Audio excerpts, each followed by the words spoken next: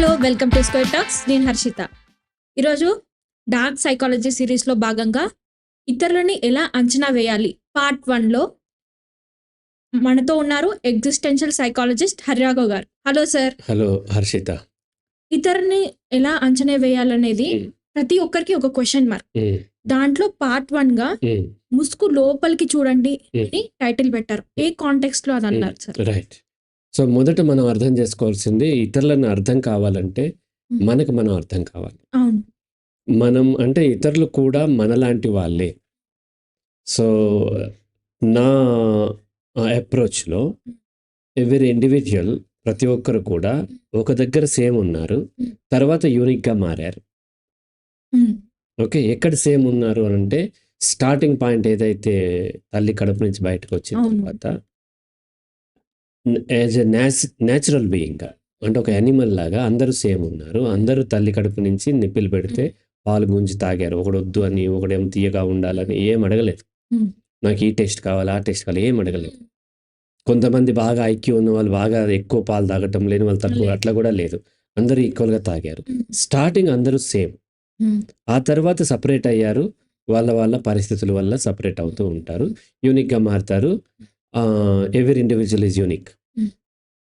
అయితే మనము ఇక్కడ ఎనలైజ్ చేసేటప్పుడు స్టార్టింగ్ పాయింట్కి వెళ్ళి చూసినట్లయితే నేను ఎట్లా ఫామ్ అయ్యాను అనేది నేను అర్థమైతే దెన్ ఇతరులను అర్థం చేసుకోవటం సులభం అవుతుంది. రైట్. ఇవి లేకుండా డైరెక్ట్గా మనం వాళ్ళని అర్థం చేసుకుందాము అని అంటే కష్టం అవుతుంది. ఎందుకంటే ఒకటి స్థిరంగా ఉండాలి. ఏదైనా ఒక విషయాన్ని అంచనా వెయ్యాలి అని అంటే మనకి ఏదైనా స్థిరంగా, ఒక ట్రైన్లో మీరు వెళ్తున్నారనుకోండి, ఆ ట్రైన్ స్పీడ్ ఎంతో తెలుసుకోవాలంటే ఎక్కడైనటువంటి స్థిరమైన పాయింట్లో ఉండాలి. చెట్టు దగ్గర ఎక్కడో అంచనా వేయాలి, లేదా ఆ స్థిరమైన పాయింట్ చూస్తూ అన్నా అంచనా వేయాలి. ట్రైన్లో ఉన్నట్లయితే మీరు మూవ్ అవుతుంటే స్థిరంగా ఉన్నది కావాలి మీకు. ఒక ట్రైన్లో మీరు వెళ్తున్నప్పుడు ఇంకో ట్రైన్ మిమ్మల్ని క్రాస్ చేసి వెళ్ళిపోతే ఆ ట్రైన్ స్పీడ్ ఎంతో తెలుసుకోవాలంటే కష్టం అవుతుంది. మీ ట్రైన్ స్పీడ్ తెలిస్తే తప్ప ఆ ట్రైన్ స్పీడ్ తెలియదు. ఓన్లీ మీకంటే స్పీడ్ వెళ్తుంది ఒకటే చెప్పగలరు, కానీ మీరు ఎంత వెళ్తున్నారో తెలియంది అది ఎంత వెళ్తుందో చెప్పడం అనేది పాసిబుల్ కాదు. మీ ట్రైన్ స్పీడ్ తెలియాలంటే మళ్ళీ స్థిరమైన పాయింట్ కావాలి. అలా మనము నేచర్ని బేస్గా స్థిరంగా చేసుకుంటూ ఉన్నాం. రైట్. నేచర్ కాంటెక్స్లో అందరూ కూడా సమానము, అందరూ ఒక దగ్గర నుంచి మొదలైన తర్వాత వేరువేరుగా మారారు. ఇప్పుడు ఇతరులను అర్థం చేసుకోవాలంటే నన్ను నేను అర్థం చేసుకోవాలి. అంటే ఎవరికి వాళ్ళు. నేను ఎలా ఉన్నాను అంటే నేను ఒక పర్సనాలిటీ కలిగి ఉన్నాను. పర్సనాలిటీ అంటే అర్థం ఏంటి అని అంటే పర్సోనా అంటే మాస్క్. పర్సోనా అంటే మీనింగ్ మాస్క్ అంటే నేను ఒక మాస్క్ పెట్టుకుని ఉన్నాను. ఆ విషయం మర్చిపోవద్దు. ఎవరికి వాళ్ళు నేను స్వచ్ఛంగా ఉన్నాను. పర్సనాలిటీ డెవలప్మెంట్ ట్రైనర్స్ దీన్ని డెవలప్ చేస్తుంటే మాస్క్ని మరింత అందంగా తీర్చిదిద్దుతూ ఉండొచ్చు. బట్ నేను ఒరిజినల్ కాదు. నేను ఎగ్జిబిట్ చేసేది ఏది కూడా ఒరిజినల్ కాదు. అంటే ఎవరికి వాళ్ళు. మీరు ఎగ్జిబిట్ చేసేది కూడా ఒరిజినల్ కాదు. మీకు ఒక మాస్క్ ఏర్పడింది పెరిగిన వాతావరణంలో, నాకు ఒక మాస్క్ ఏర్పడింది. అలాగే ప్రతి వ్యక్తికి మాస్క్ ఉంటుంది, ముసుగు ఉంటుంది. ఆ ముసుగు అతను కావాలని తెచ్చుకోకపోవచ్చు, బట్ సమాజం వలన ఆ ముసుగు వేసుకోవాల్సినటువంటి అవసరం ఏర్పడుతుంది. రైట్. నాకు ముసుగు ఉంటుందని అర్థమైనప్పుడు ఎదుటి వ్యక్తికి కూడా ముసుగు ఉండే అవకాశం ఉంటుంది అనే విషయం అర్థమవుతుంది. ఆ ముసుగు ఎంత ఎక్కువ ఉంది, ఎంత మందంగా ఉంది అనేది వేరియేషన్ ఉండొచ్చు. రైట్. సో కాబట్టి నాకు ముసుగు ఉందంటే ఎదుటి వ్యక్తికి ముసుగు ఉంది. ఆ ముసుగు లోపల ఉన్న వ్యక్తిని మనం అర్థం చేసుకోవాలి. ముసుగు లోపల ఉన్న వ్యక్తికి మధ్య ఉన్నటువంటి గ్యాప్ ఏదైతే ఉంటుందో అది వాళ్ళల్లో ఉన్నటువంటి ఎమోషనల్ డిస్టర్బెన్స్ కారణమవుతుంది. ఉదాహరణకి we all are యానిమల్స్ లాగానే ఆకలి వేస్తుంది, దాహం వేస్తుంది, శ్వాస తీసుకుంటాం, భయం వేస్తుంది. యానిమల్స్ లాగానే సెక్స్ కోరిక ఉంటుంది రీప్రొడక్షన్ కోసం. ఇప్పుడు అది లేదు అని చెప్పి ముసుగేసుకున్నాను అనుకోండి, సెక్సువల్ డిజైర్ నాకు లేదు అని ముసుగేసుకున్నప్పుడు నాకు వచ్చినప్పుడల్లా నేను దాన్ని అణుచుకోవాల్సిన అవసరం ఏర్పడుతుంది కదా. ఒక అమ్మాయి చాలా అందంగా సెక్సీగా ఉంటే ఆమె మీదకి నా చూపు వెళ్తుంది, బికాజ్ అందరిలాంటి యానిమల్ని కాబట్టి. అలా కాదు, నేను ప్రత్యేకము, నేను అవన్నీ జయించినటువంటి ఒక గొప్ప సైకాలజిస్ట్నో లేకపోతే స్వామీజీనో పాస్టర్నో అని చెప్పుకున్నాం అనుకోండి, ఆ అమ్మాయి అట్లా వెళ్తున్నప్పుడు నేను బలవంతంగా ఆ కోరికను ఆపుకోవాలి. అప్పుడు ఏమవుతుంది? కాన్ఫ్లిక్ట్ రైజ్ అవుతుంది. నాలో ఉన్నటువంటి ఈ డిజైర్స్ ఎక్కడ బయటపడిపోతాయో అనే భయం చేత ఆ యొక్క యాంగ్జైటీ పెరిగిపోతూ ఉంటుంది. దాంతో ఆ డిస్ట్రెస్కి లోనవుతూ ఉంటాం. మనం దీన్ని సిగ్మండ్ ఫ్రాయిడ్ ఒక విధంగా చెప్పాడు, ఈద్ ఈగో సూపర్ ఈగో అని. ఈద్ అంటే ఏంటంటే ఒక జీవరాశికి, ఒక వ్యక్తికి ఉండేటువంటి జంతు ప్రవృత్తి. ప్రతి వ్యక్తికి అదే ఉంటుంది. మీరు పుట్టిన తర్వాత అమ్మ పాలిచ్చి పెంచేటప్పుడు, అమ్మ నిప్పులు ఇచ్చినప్పుడు పాలు సరిగ్గా రాకపోతే గట్టిగా గుంజి కొట్టి మరీ మనం పాలు తాగాం. తల్లిని కొట్టడం ఏంటి? జంతు ప్రవృత్తి. అది బిడ్డ ఆ దూడ కూడా అట్లా పొదుగును గుద్ది మరీ పాలు గుంజుకుంటాం. సేమ్ అంతే. అదంతా అందరిలో ఉంటుంది. దట్ ఈస్ నార్మల్ నేచర్ కాంటెక్స్ట్లో. అదే మొదట ఉంటుంది. కంప్లీట్గా నాకు ప్లెజర్ కావాలంటే ఇంకేం కాదు. ఆ రోజు నాకు అది కావాలనే ఏడుస్తూ ఉంటాను తప్ప దాని కారణాలు అవన్నీ కూడా మనం పట్టించుకోరు ఎవరు కూడా. అర్థం కూడా కావు. కాబట్టి అది మొదటి లెవెల్. ఆ తర్వాత సమాజం నీతులు చెప్తూ ఉంది. ఇలా ఉండాలి, అలా ఉండాలి, నువ్వు మంచిదానిగా ఉండాలి, అందరూ ఇట్లా అట్లా. సమాజంలో మహాత్మా గాంధీ ఇలా ఉన్నాడు, గౌతమ బుద్ధుడు ఇలా ఉన్నాడు, జీసస్ క్రైస్ట్ ఇలా ఉన్నాడు, లేకపోతే స్వామి వివేకానంద ఇలా ఉన్నారు. ఇలాంటివన్నీ చెప్పేసరికి నిజంగా అలా ఉండాలని నమ్మినటువంటి ఆ కిడ్ ఊహ వచ్చిన తర్వాత 5-6 సంవత్సరాలు 7 సంవత్సరాల్లో అలా ఉండే ప్రయత్నం చేస్తారు. అలా ఉండటాన్ని మనం సూపర్ ఈగో అంటాం. అదొక అలా నిజమేనేమో అనుకుని నేను తప్పేమో, నేను అలా ఉండాలి అని ప్రయత్నం ఆ పిల్లలు మొదలు పెడతారు. మొదలుపెట్టిన కొంతకాలానికే ఆ కాన్ఫ్లిక్ట్ పెరుగుతూ ఉంటుంది. ఎందుకంటే నాన్న ఏం చెప్పాడంటే అబద్ధం చెప్పొద్దని చెప్పాడు. కానీ అప్పులు వాళ్ళు వచ్చినప్పుడు నాన్న లేడని చెప్పు అని నానే చెప్పాడు. అలా అమ్మ కూడా, టీచర్స్ కూడా, అందరూ కూడా మనకి చెప్పే వాటికి వాళ్ళ ప్రవర్తనకి పొంతన లేదు అనేది మనం అబ్జర్వ్ చేసినప్పుడు అప్పుడు మనకి ఆ వ్యక్తికి అర్థమవుతుంది ఏంటి అని అంటే ఇలా కూడా సమాజంలో సాధ్యపడదు. వాళ్ళు వాళ్ళ లాభం కోసమే అలా చెబుతున్నారు తప్ప అలా ఉండటం అనేది సాధ్యపడదు. కాబట్టి పైకేమో సూపర్ ఈగో చెప్తూ ఉంటారు, లోపల ఈ ఇంపల్సెస్ని తొక్కిపెట్టి ఉంచుకుంటారు, మధ్యలో ఈగోలో నడుస్తూ ఉంటారు. అంటే ఏంటంటే పైకి చెప్పేది ఒకటి ఉంటుంది, లోపల ఇంకోటి ఉంటుంది. ఇప్పుడు ఆ సినిమా ఒకటి ఉంటుంది, రాఖీ అని ఒక సినిమా ఉంటుంది. ఆ సినిమాలో ఆడపిల్లల మీద జరిగే అఘాయిత్యాల గురించి సినిమా తీశారు. అప్పట్లో ఇన్ని ఛానల్స్ లేవు, జెమినీ, ఈటీవీ ఉండేది. వాటిల్లో ఆ సినిమా డైరెక్టర్, హీరో ఇంటర్వ్యూలు ఇస్తూ ఉండేవారు. ఆ ఇంటర్వ్యూల్లో కృష్ణవంశీ అండ్ జూనియర్ ఎన్టీఆర్ వాళ్ళు అక్కడ చెప్తూ ఉండేవారు, ఇలా జరుగుతుంది సమాజంలో, అలా జరుగుతుంది, అది ఇదని. అంతా బాగుంది, ఓకే. కానీ ఆ సినిమాలో జర జర అనే ఒక పాట ఉంటుంది. అందులో హీరోయిన్ స్కిన్ షో చేసుకుంటూ ఆ ఇసుకలో సముద్రం దగ్గర ఎక్కడో పరిగెత్తుకుంటూ వస్తుంది. సినిమాలు చూడండి కాబట్టి. మరి ఆ సాంగ్ తీసింది ఎవరు? వాళ్ళే కదా. మరి ఆడపిల్లల మీద అటాక్ జరుగుతుందన్నారు, అటువంటి పాటలు ఎలా తీశారు మరి? అటువంటి సెడ్యూసివ్గా ఉండేటువంటి పాటల్ని. అంటే పైకి చెప్పేది ఈగో, కానీ సినిమా ఎవరు కూడా ఆ నీతులు వినటానికి రావట్లేదు. వాళ్ళ ఈద్ సాటిస్ఫై కావాలి. వాళ్ళు నిజంగా సాటిస్ఫై అయ్యేది, డబ్బులు కురిపించేది జర జర సాంగే, పైకి చెప్పే నీతి కాదు. కానీ పైకి అది చెప్పాలి కాబట్టి అది చూపించి లోపల ఇది అమ్మేస్తూ ఉంటారు. ఇది సమాజంలో ఉన్నది అని ఆ ఇండివిజువల్కి అర్థమైనప్పుడు తను ఏం చేస్తాడు, ఇతరులు చెప్పేది మొత్తం నమ్మకుండా వాళ్ళు ఏ కారణంతో చెబుతున్నారు అని లోపలిది చూస్తూ ఉంటారు. అలా కాకుండా అది అర్థం కానప్పుడు నిజమేనేమో వాళ్ళు అంతే చెప్తున్నారు, వాళ్ళు నిజమే అట్లాగే ఉన్నారు అని నమ్మి వాళ్ళ ముసుగు లోపలికి చూసే అవకాశాలు తగ్గిపోతూ ఉంటాయి. కాబట్టి ఫస్ట్ మనకి రియలైజ్ కావాల్సింది, మనకి ముసుగు ఉంటుంది. ముసుగు మనకి ఉంటుంది, ఎదుటి వాళ్ళకి ఉంటుంది. ఎదుటి వాళ్ళు చెప్పే మొత్తాన్ని యాజ్ ఇట్ ఈజ్గా యాక్సెప్ట్ చేయొద్దు, బికాజ్ వాళ్ళు ముసుగుతోనే చెప్తూ ఉన్నారు. ముసుగు వేసుకుంటానికి కారణం ఏంటి? బికాజ్ సమాజం ముసుగు లేకపోతే ఊరుకోదు, కాబట్టి ముసుగు వేస్తూ ఉంటారు. ఆ ముసుగు ఎంత ఎక్కువ ఉందన్న దాన్ని బట్టి వాళ్ళ యొక్క కాన్ఫ్లిక్ట్ పెరుగుతూ ఉంటుంది. సో ఆ ముసుగులో మనకు ఎవరైనా వచ్చి hello sir how are you I'm fine ఫైన్ అంటాను. యాక్చువల్గా ఫైన్ ఉన్నా లేకపోయినా అంతే చెప్తున్నాను. ఏదో చేస్తారు, మీకు కోపం వచ్చిందా? నాకేం కోపం రాలేదు. ఇవన్నీ ముసుగులు.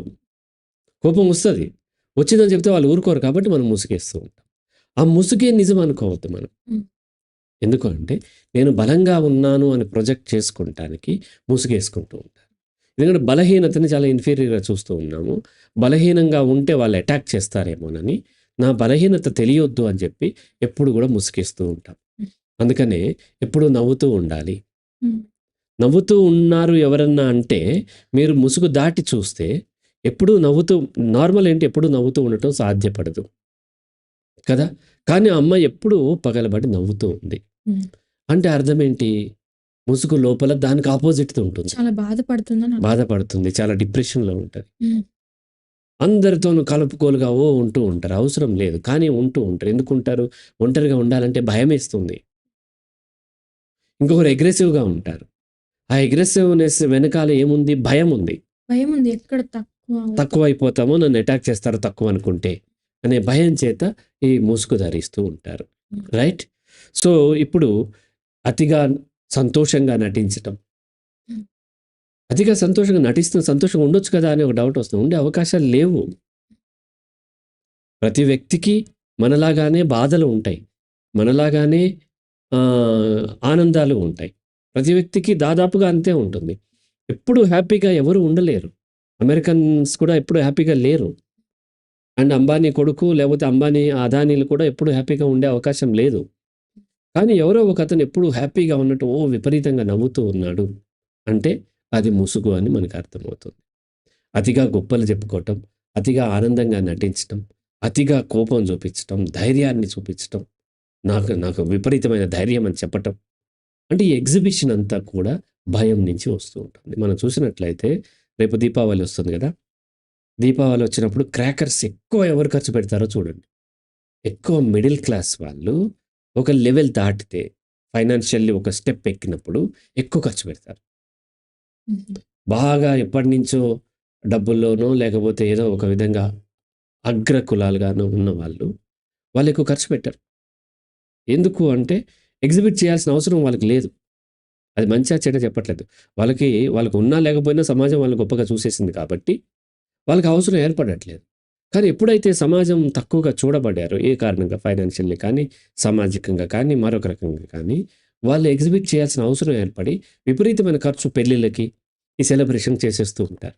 గ్రాండ్‌గా బట్టలేసుకోవటం, గ్రాండ్‌గా ఫంక్షన్ చేయటం ఇవన్నీ చేస్తూ ఉంటారు. అదెక్కడి నుంచొచ్చింది?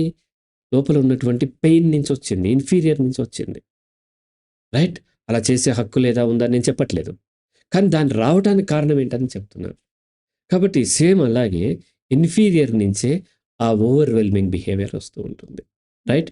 కాబట్టి ముసుగు వ వలన ఆ విధంగా అతిగా చేస్తున్నప్పుడు మనకు అనిపిస్తూ ఉంటుంది. అతి వినయం నటిస్తూ ఉన్నారు. మనకేమన్నారు? అతి వినయం ధూర్త లక్షణం అన్నారు. ఎందుకన్నారు? అతి వినయం నటిస్తున్నాడు అందులో ఎవరు ఉండరు. మొన్న ఒకాయన పెద్దాయనొచ్చి ఎక్కడెక్కడి నుంచో తెలుసుకుని ఆయన వాళ్ళు బాగా డబ్బున్న వాళ్ళు పెద్దవాళ్ళనమాట. జస్ట్ వైఫ్ అండ్ హస్బెండ్ వచ్చారు. జస్ట్ మాట్లాడి ఎళ్ళటానికే వచ్చారు. అపాయింట్‌మెంట్ తీసుకున్నారు. వాళ్ళన్నారు, "హరిరాఘవ్ గారు మీకు జెలసీ ఉంటదా? కోపం వస్తదా?" అన్నారు. నాకు బ్రహ్మాండం కోపం వస్తది. చాలా కోపం వస్తది. గట్టిగా అరిస్తే గ్రౌండ్ ఫ్లోర్ నుంచి వాచ్‌మెన్ పైకొస్తాడు.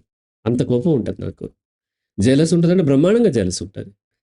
నేను మనిషిని. అందరిలాగా ఉంటది. నాకు లేదు. కోపోద్రేకాలను నేను జయించాను. ఈర్ష్య, ద్వేషాలు జయించాను.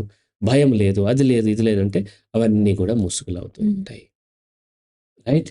ఆ ముసుగు ఎంత యేసుకుంటే మనకు అంత సఫోకేషన్ వస్తూ ఉంటుంది. అందుకని 'రామ్ గోపాల్ వర్మ' తనకున్నాయన్ని ఓపెన్‌గా చెప్పేస్తూ ఉంటాడు. నేను ఆ సినిమాని దీని నుంచి కాపీ చేసి తీశాను. ఇట్లా వాడిని చీట్ చేసి, వాడిని మ్యానిపులేట్ చేసి నేను ఫస్ట్ సినిమా ఛాన్స్ కొట్టేశాను. హ్మ్. నాగార్జునకి ఇట్లా తీపి కబుర్లు చెప్పాను. లేకపోతే ఇంకొకరు వెంకట్ అక్కినేనికి ఇట్లా చేశాను, అట్లా చేశాను చెప్పేస్తూ ఉంటాడు. ఎందుకు? ముసుగు తొలగిస్తున్నాడు. తొలగించే కొద్దీ తనకి చాలా ఫ్రీగా ఉంది. హ్మ్. ముసుగేసుకున్న కొద్దీ సఫోకేషన్ పెరుగుతూ ఉంటుంది. అయితే మనం తొలగిస్తామో లేదా పక్కన ఎదుటి వాళ్ళని అంచనా వేయటం కాదు మనకు కావాల్సింది. ఎదుటి వాళ్ళు ఉంటారు అనే విషయాన్ని మనము గుర్తిస్తాం. అయితే ముసుగు లోపల ఏముందో గుర్తించాలి. ఏమి గుర్తించాలంటే ఎలా తెలుస్తుంది అంటే మనం మొదటి నుంచి చెప్తాం you cannot cheat your own brain and body. Hmm. You cannot cheat nature. So మొదట పైకి ఓవర్‌వెల్మింగ్‌గా కనిపించేటువంటి వాటిని నెక్స్ట్ వాళ్ళ బిహేవియర్‌ని రెండిటిని చూడాలి. హ్మ్.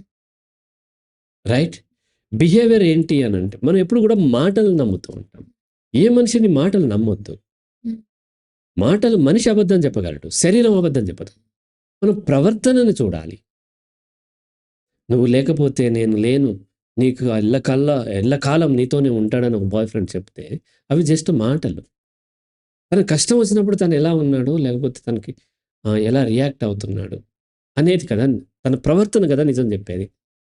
కాబట్టి మనం ముసుగు దాటి చూడాలంటే మాటలకి ప్రవర్తనకి ఉన్నటువంటి పొంతన ఎంతుందో చూడాలి.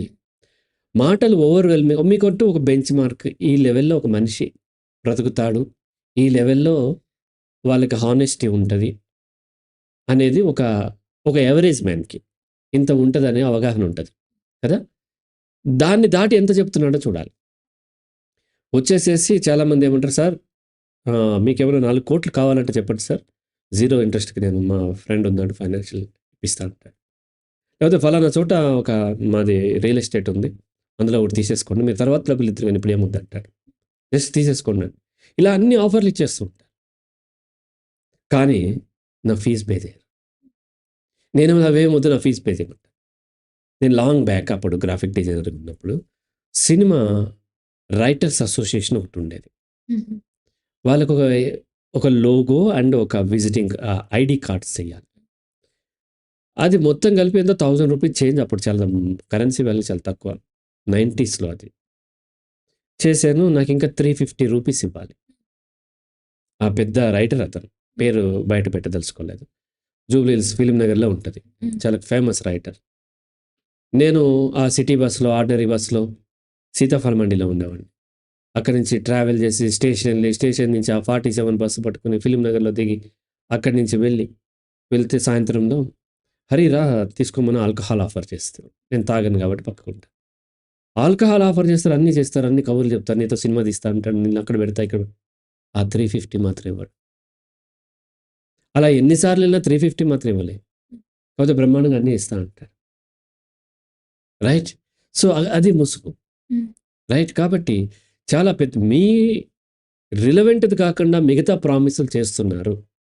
నీకు అంత వస్తుంది, ఇంత వస్తుంది, అక్కడ ఇస్తాం ఇక్కడ ఇస్తామని చెప్తున్నావు అంటే దెన్ వెంటనే దానికి ఒరిజినాలిటీకి ఉన్న తేడా చూసుకోవాలి. ఒరిజినల్లో అంత ఉండదు, చెక్ చేసుకోవాలి.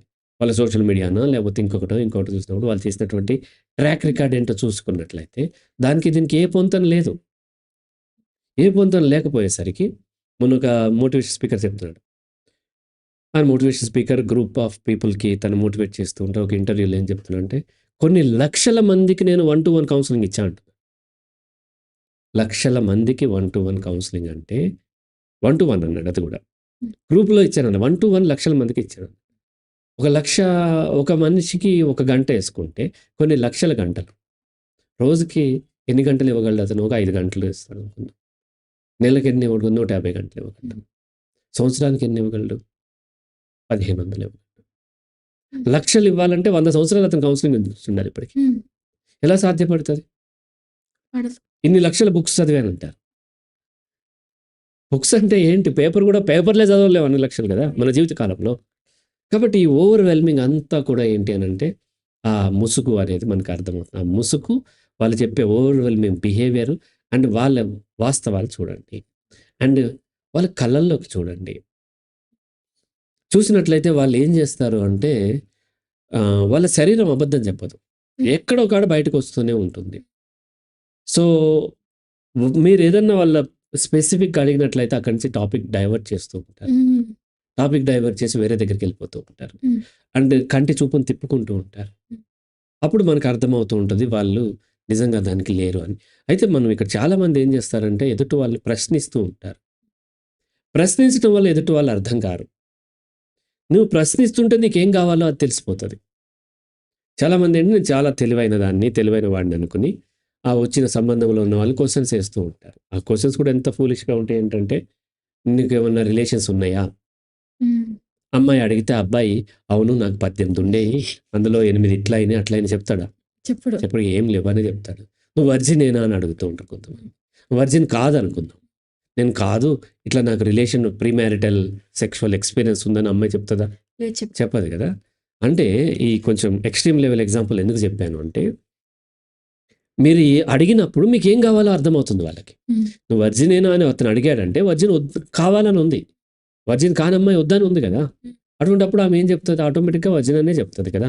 లాంగ్ బ్యాక్ ఒక అమ్మాయి బెంగాలీ రైటర్ ఆమె. ఆమెకప్పుడు నేను కౌన్సెలింగ్ ఇచ్చాను. యాక్చువల్‌గా ఆమె ఫేస్‌బుక్‌లో నేను రిక్వెస్ట్ పెట్టాను. పెడితే ఆమె యాక్సెప్ట్ చేయలేదు. నాకు క్వెషనీర్ పంపించింది. ఆ క్వెషనీర్ ఆన్సర్ చేస్తేనే దాంట్లో క్వాలిఫై అయితే దెన్ అప్పుడు ఆమె యాక్సెప్ట్ చేస్తది. అది ఆమె. క్వెషనీర్ మొత్తం ఆన్సర్ చేశాను. అండ్ నేను క్వాలిఫై అయ్యాను. నా నా ఎగ్జామ్‌లో క్వాలిఫై అయ్యాను నేను. వెంటనే ఆమె యాక్సెప్ట్ చేసింది. కొంతకాలం తర్వాత కౌన్సెలింగ్ నన్ను అడిగింది. డిప్రెషన్‌లో ఉంది ఆమె. వాళ్ళ మదర్ క్యాన్సర్‌తో చచ్చిపోయింది. ఫాదర్ బాగోలేదు. తనకు కూడా పెళ్లి అవ్వలేదు. కొంచెం లేట్ ఏజ్ వచ్చింది. అప్పుడు చాటింగ్‌లోనే కౌన్సెలింగ్. ఇట్లా 1-1 ఇట్లా ఇచ్చేవాడిని కాదు. ఇంగ్లీష్‌లో చాట్ చేసేవాళ్ళం. అప్పుడు నేను ఆమెకు చెప్పాను. ఎవరిని ప్రశ్నలు అడగొద్దు అన్నాను.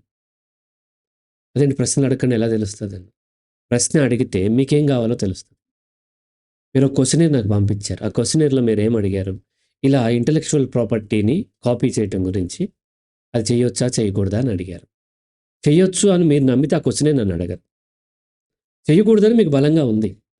కాబట్టి నన్ను అడిగారు. కాబట్టి నేను చేయకూడదనే చెప్తాను. రైట్? మీ ప్రశ్నలోనే మీకేం కావాలో అర్థమవుతుంది. కాబట్టి ప్రశ్నించవద్దు. Let them talk. మాట్లాడించండి. మాట్లాడనివ్వండి వాళ్ళని. వాళ్ళు మాట్లాడుతుంటే వాళ్ళు ఏం ఎగ్జాంపుల్ చెప్తున్నారో దాన్ని బట్టి వాళ్ళకేం కావాలో అర్థమవుతూ ఉంటది. రైట్? ఒక అమ్మాయి వచ్చి లేకపోతే వాళ్ళ పేరెంట్స్ వచ్చి హ్మ్. ఈ అమ్మాయి ఇది చదివింది, అది చదివింది, టాపర్ అయింది అదే అని చెప్తూ ఉన్నారు. అప్పుడు మనకేం అర్థమైంది? వాళ్ళకేం కావాలని అర్థమైంది? టాపరు, కెరీర్ ఇది కావాలని. ఇంకో అమ్మాయిని ఏమంటారు? మా అమ్మాయి బాగా పూజలు చేస్తది, భగవద్గీత చదువుతది, అందరికి టీచ్ చేస్తది, కౌన్సెలింగ్ ఇస్తది భగవద్గీత మీద అని చెప్తే వాళ్ళకేంటి? వాళ్ళకి నచ్చింది ఇది క్వాలిటీ. అంటే అది గొప్ప అని వాళ్ళు ఫీల్ అవుతున్నారు. పీపుల్ ఏదైతే వాళ్ళు గ్రేట్ అని ఫీల్ అవుతూ ఉంటారో దాని గురించి మనతో మాట్లాడుతూ ఉంటారు. కాబట్టి నీకేం కావాలి అని అడిగితే కాదు. వాళ్ళు మాట్లాడిస్తుంటే వాళ్ళు చెప్తూ ఉంటారు. చెప్పిన దాన్ని బట్టి మనం అంచనా వేసుకోవాలి. రైట్? మీరు అడిగారనుకోండి మీకేం కావాలో ఆ ముసుగులోంచి వస్తూ ఉంటది. ముసుగు దాటి చూడాలంటే మనం ప్రశ్నించవద్దు. వాళ్ళని మాట్లాడనివ్వాలి. మాట్లాడనిచ్చేటప్పుడు మనం ఏదన్నా స్పెసిఫిక్‌గా వాళ్ళని అడిగినప్పుడు వాళ్ళ యొక్క రియాక్షన్ ఎలా ఉందో చూడాలి. ఆ రియాక్షన్‌ని బట్టి, ఆ బాడీ లాంగ్వేజ్‌ని బట్టి మనకు ముసుగు లోపల ఏముందో మనకి అర్థమవుతూ ఉంటది. కాబట్టి ఫస్ట్ మనకు మనము మన యొక్క ముసుగు నుంచి మనము ముసుగేసుకున్నామనే విషయం రియలైజేషన్ ఉండాలి. మనం గొప్ప అనుకుని, ఆ ముసుగునే నిజం అనుకుంటే ఎదుటివాడి ముసుగుని దాటి మనం చూడలేము. మన ముసుగుని దాటి మనల్ని మనం చూసుకోవాలి. మన ఆరిజిన్ నుంచి చూసి వాళ్ళతోని మాట్లాడుతూ ఉన్నప్పుడు, వాళ్ళు రకరకాల రూపాల్లో వాళ్ళకి ఏం కావాలి అనేది ఎగ్జిబిట్ చేస్తూ ఉంటారు. తెలిసి చేయరు. తెలియకుండా చేస్తారు. తెలిసి ఎవరు చేయరు కదా! మీరు అడిగిన ప్రశ్నలకి వచ్చేది ముసుగు సమాధానాలు. బట్ వాళ్ళ ప్రవర్తన నిజమైనటువంటి ముసుగు లోపల ఉన్నటువంటిది. రైట్? ప్రవర్తన అంటే జస్ట్ అప్పుడు చేసేది కాదు. తర్వాతైనా సరే ఏం చేస్తున్నారు? ఏంటి అనేది. వాళ్ళు అతిగా ఏదైతే మాట్లాడుతున్నారో దానికి విరుద్ధమైంది వాళ్ళకి ఉండి ఉంటది. అతిగా నీతులు మాట్లాడుతున్నారు అనంటే అర్థము నీతుల గురించి ఎందుకొచ్చింది? అంటే వాళ్ళు నీతిమంతంగా ఉండాలని కోరుకుంటున్నారు. ఉండలేకపోతున్నారు. నీతివంతమైన ప్రవర్తన మీ నుంచి ఎక్స్‌పెక్ట్ చేస్తూ ఉన్నారు. అది. వాళ్ళు ఉంటున్నారు. నీతి అనేది నేను ఉంటాను గానీ నీకు అనవసరం అన్నప్పుడు దాని గురించి మాట్లాడరు. రైట్? వాళ్ళు ఏ టాపిక్ తీస్తున్నారు? ఏ టాపిక్ మాట్లాడుతున్నారు? ఎంత తీవ్రతతో మాట్లాడుతున్నారు? ఎంత వాళ్ళు ఎక్స్‌పెక్ట్ చేస్తున్నారు? ఇప్పుడు డబ్బు గురించి మాట్లాడుతున్నారు. లేదంటే ప్యాకేజ్ ఎంత అని అడుగుతున్నారు. లేకపోతే ఫలానా కోర్స్ చేస్తే ఎంతొస్తదని అడుగుతున్నారు. అప్పుడు వాళ్ళకి ఇప్పుడు నేను గ్రాఫిక్ డిజైనర్‌గా ఉన్నప్పుడు మా ఫ్రెండ్ ఒకతను అడ్వకేట్ ఉండేవాడు. అతను వాళ్ళ బావమరిదిని నా దగ్గరికి గుంటూరు జిల్లా నుంచి పంపించారు. అది నేర్చుకుంటాడు మా వాడని. మొదటి రోజు వచ్చాడు, కూర్చున్నాడు, కొన్ని అన్నీ చూసాడు. రెండో రోజు వచ్చిన తర్వాత నాతోనన్నాడు, "సార్ ఇటువంటి ఇది పెట్టాలంటే ఎంత ఖర్చవుతది సార్" అన్నాడు. అంటే ఏమర్థమవుతుంది మనకి? అతనికి తొందరగా నేర్చుకొని ఇటువంటిది పెట్టాలనే కోరికతో ఉన్నాడు. వాళ్ళ బావ చెప్పింది వేరు. నీ దగ్గర నేర్చుకొని నీ దగ్గర పని చేస్తాడు. ఇంకోటి ఏదేదో చెప్పాడు. ఇతను కూడా మొదట అంతే చెప్పాడు. కానీ అతను ఏం అబ్జర్వ్ చేస్తున్నాడు? ఏం చూస్తున్నాడు? చూస్తే అర్థమైపోతది. మనం ఒక రెస్టారెంట్‌లో కూర్చున్నాం. నీ ముందు మగ పిల్లలు కూడా కొంతమంది ఆడపిల్లలు అందరూ కూర్చున్నారు. నువ్వు కొంచెం నా దగ్గర యాంకరింగ్ చేసావు కాబట్టి కొంచెం అవగాహన ఎక్కువుంటది. ఒక అమ్మాయి అక్కడి నుంచి వెళ్తుంది. ఆ అమ్మాయి చేతిలో అమ్మాయి చాలా యంగ్ అండ్ ఫిట్‌గా ఉంది. సెక్సీగా ఉంది. చేతిలో ఒక బుక్ ఒకటి పట్టుకొని వెళ్తుంది, వాచ్, ఇవన్నీ ఉన్నాయి. నీ ఎదురుగుండా ఉన్న వాళ్ళ అబ్బాయిల కళ్ళల్లోకి చూడాలి. ఆ కళ్ళు ఎటు వెళ్తున్నాయో చూస్తే వాళ్ళు ఎవరెవరికి ఏమేం కావాలో అర్థం. మనం ఏం చేస్తాము, వీళ్ళని చూడటం మానేసి అటు చూస్తాము, వీళ్ళని అడుగుతాం నీకేం కావాలి. అట్లా కాదు, ఎదుటి వాళ్ళ యొక్క బిహేవియర్ అబ్జర్వ్ చేయండి, వాళ్ళ కళ్ళు అబ్జర్వ్ చేయండి, దేన్ని చూస్తున్నాయి, ఇక్కడికి వచ్చినప్పుడు దేన్ని చూస్తున్నాయి. ఒకతను కెమెరాని బాగా అబ్జర్వ్ చేస్తున్నాడు, అతను కెమెరా మీద ఇంట్రెస్ట్ ఉంది, అతను కళ్ళని అబ్జర్వ్ చేస్తే తెలుస్తుంది. లేదా ఒక చూస్తాడు ఒకతను, అంటే వాళ్ళకి ఎందులో అయితే పరిచయం ఉందో, ఏదైతే కావాలో అక్కడికి, అంటే తెలిసిన దాని మీదకి క్యూరియాసిటీ ఉంటుంది, లేదా మనకు కావాల్సిన దాని మీద ఉంటుంది, లేదా మనం భయపడేదాన్నైనా మనం చూస్తూ ఉంటాం. సో ఒక అతను వచ్చాడు, ఒక కార్పెంటర్ అనుకుందాం, అతను ఏం చూస్తాడు, ఇక్కడికి వచ్చినప్పుడు కెమెరాలు చూడ్డు, అతను ఏం చూస్తాడు, ఈ ఫర్నిచర్ ఇవన్నీ చూస్తాడు, ఈ ఫర్నిచర్ ఈ స్టైల్లో ఉంది, ఇప్పుడు నేను గ్రాఫిక్ డిజైనర్ని, అప్పుడు గ్రాఫిక్ డిజైనర్ ఉన్నప్పుడు ఏ మ్యాగజైన్ చూసినా ఇది ఎలా డిజైన్ చేసి ఉంటారు ఏంటి, అది కదా నా దృష్టి వెళ్ళేది. ఆ దృష్టిని బట్టి నాకేముందో అది అబ్జర్వ్ చేయొచ్చు మనం.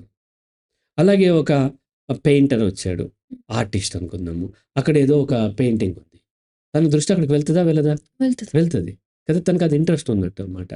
సో అలా కాకుండా నీకు ఏం ఇంట్రెస్ట్ ఉంది అంటే వాటిని 14 చెప్పొచ్చు. అంటే నేను చెప్పేది ఏంటంటే, ఒక సబ్జెక్టు వచ్చిన వాడు రానివాడిగా నటించవచ్చేమో, రానివాడు వచ్చినట్టుగా నటించలేడు. ఒక అతను నేను పెయింటర్ అని చెప్పాడు, అబద్ధం. ఇక్కడికి వచ్చినప్పుడు అక్కడ పెయింటింగ్స్ ఉంటే అక్కడికి వెళ్ళచ్చు, మామూలుగానే ఉంటాడు, రైట్. ఎందుకు, అతను పెయింటింగ్ తెలియదు, రైట్. సో రానివాడు, ఓ సైకాలజీ నాకు వచ్చు, సైకాలజీ తెలియనట్టుగా నేను కామన్ మ్యాన్ దగ్గర నార్మల్గా ఉండొచ్చు, నమ్మించగలుగుతాను. కానీ సైకాలజీ తెలియకుండానే నేను ఒక సైకాలజిస్ట్ నన్ను వచ్చి నా దగ్గర చెప్పాలి అని అంటే సబ్జెక్ట్ మాట్లాడాలి కదా, అతనికి ఏమీ తెలియదు, బేసిక్ తెలియనప్పుడు ఏం మాట్లాడలేరు, అప్పుడు వెంటనే దొరికిపోతూ ఉంటాం. కాబట్టి మనం తీక్షణంగా వాళ్ళని అబ్జర్వ్ చేసినట్లయితే వాళ్ళ యొక్క కళ్ళు, నిజంగా చెప్పాలంటే కళ్ళు బాగా తెలియజేస్తాయి. ఫేస్లో కూడా కళ్ళు, ఫేస్ అబ్జర్వ్ చేయాలి, ఫేస్లో కళ్ళు. తర్వాత కాళ్ళు, చేతులు, వాళ్ళు ఎలా పెడుతున్నారు ఏంటి, వాళ్ళ బాడీలో వచ్చే చేంజ్, ఈ జా లైన్, మూతి, ఇదంతా కూడా వాళ్ళ ఎమోషన్ బట్టి మారిపోతూ ఉంటుంది. మనం ఒక మాట అన్నప్పుడు వెంటనే వాళ్ళలో ఒక ఇమేజ్ వస్తుంది కదా, ఒక మాట గురించి కొంచెం తాజ్మహల్ అన్నాను, మీ మనసులో తాజ్మహల్ వస్తుంది. తాజ్మహల్ అంటే మీకు అసహ్యం, భయం అనుకోండి, వెంటనే మీ ఫేషియల్ ఫీచర్స్ మారిపోతాయి కదా. సో వాళ్ళు చెప్పేది వింటేనేమో ముసుగులోంచి చెప్పినట్టు, అలా కాకుండా మనం ఒక మాట్లాడి ఆ మాటకు వాళ్ళ రియాక్షన్ని మన బాడీని అబ్జర్వ్ చేసినట్లయితే దెన్ అది ముసుగు దాటి వాళ్ళల్లో ఏముందనే విషయం అర్థమవుతూ ఉంటుంది. ఇలా మనము మొదటి స్టెప్గా మనం ఏం చేసాం, ఇతరులు చాలా రకాలుగా ఉంది, అందులో మొదటి స్టెప్ ఏం చేసామంటే ముసుగు ఉంటుంది, ముసుగును దాటి చూడాలి, అది దాటి చూడాలంటే వాళ్ళని మాట్లాడనివ్వాలి, లేదంటే మనం టెస్ట్ చేయాలి, నాట్ క్వశ్చన్, ప్రశ్న ఆన్సర్లా కాదు, ఆస్కిచ్చార్లో క్వశ్చన్ అడిగితే ఆన్సర్ చేసినట్టుగా కాదు, అలా కాకుండా టెస్ట్ చేయాలి. ఒకటి ఏదో వదులుతాము, దాని రియాక్షన్ ఎలా ఉంది, ఇంకోటి ఏదో వదులుతాము, రియాక్షన్ ఎలా ఉందో చూడాలి. ఇలా చూసినట్లయితే కొంతవరకు మనకు అర్థమవుతుంది. ఇంకా చాలా ఉన్నాయి, అవి కమింగ్ సెషన్స్లో చూద్దాం. రైట్ అమ్మా. థ్యాంక్ యూ సార్, ఇంత మంచి ఇన్ఫర్మేషన్ ఇచ్చినందుకు. నెక్స్ట్ టాపిక్తో నెక్స్ట్ వీడియోలో మళ్ళీ కలుద్దాం.